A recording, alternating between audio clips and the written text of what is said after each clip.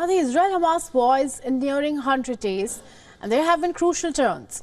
Israel has been dragged to the International Court of Justice in a landmark case that accuses the Jewish nation of genocide.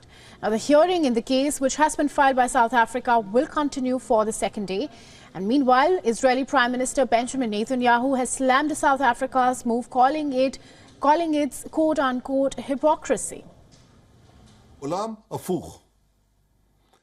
What a twisted world.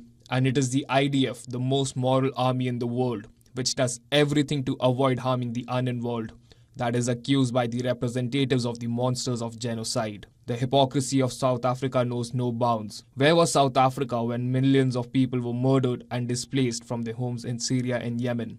And by whom? By the partners of Hamas. A twisted world. Where have you been? Now, the war is spreading beyond the borders. As Israel is engaging with Iran-backed groups on multiple fronts, U.S. Secretary of State Antony Blinken has wrapped up his latest West Asia tour, which sought to prevent a spillover. And along with Israeli officials, Blinken met with several Arab leaders as well as during the trip. His last stop was in Cairo, where he met with Egyptian President Abdel Fattah al-Sisi. Now, American officials say that this visit was able to achieve a modest success in getting wide regional support for planning for reconstruction and governance in Gaza. Blinken also said that Israeli integration to the region is the best way to isolate Iran. If you pursue the first path, if you build that integration, if you bring Israel in, if you make the necessary commitments to security, and you move down the path to a Palestinian state, that's the single best way to isolate, to marginalize Iran and the proxies that are making so much trouble for us and for pretty much everyone else in the region. And I think that vision is very clear to many of the leaders that we talk to in the region. Meanwhile, U.S. Special Envoy to the region, Amos Hochstein, met with Lebanese officials in the long day of meetings on Thursday.